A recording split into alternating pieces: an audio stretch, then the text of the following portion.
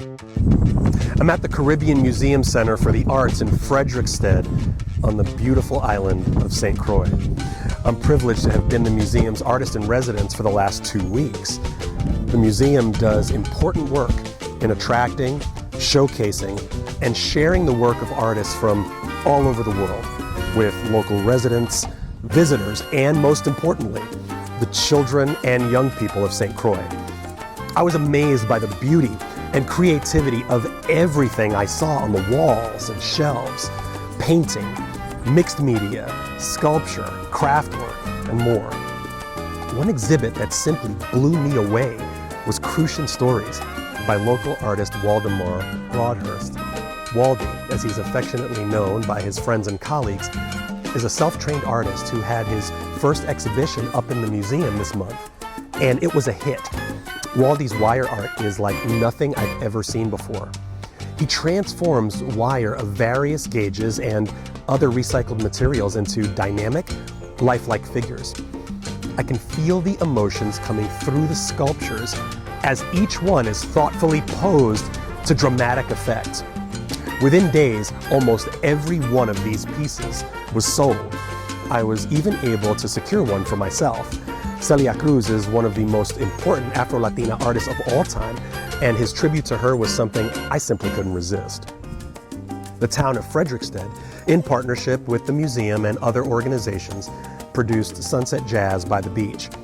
This super cool scene features local musicians, spoken word artists, and vendors. The band, Fire Train, lived up to its name and had us all dancing. The real highlight of my experience here, however, was the classroom and the dance floor. Eric Booth said that when teaching artists activate the artistry of young people, positive outcomes arise.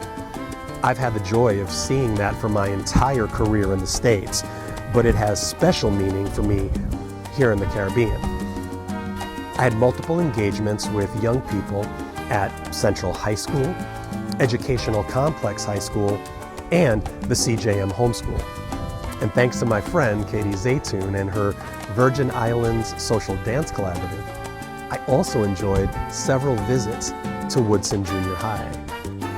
Each school community is unique and welcomed me with open arms. Whether we were talking about salsa or dancing to it, I found the students eager to learn and ready to move.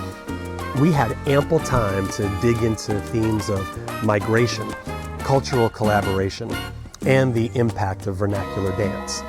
And of course, after talking about that stuff for a while, we had to get up and shake it. The smiles on everyone's faces after an initially awkward dance class makes it all worth it. The museum also arranged for me to teach 2 sets of community-based dance classes at nearby St. Gerard's Hall. Man, what a joyful series. The littles got their groove on, but the adults would not be outdone. Each week, the adult classes were very well attended, and I was pleasantly surprised and honored by the presence of everyone who showed up. We covered basic steps in both classes, and there was something for everyone, whether it was their first class or they were experienced dancers.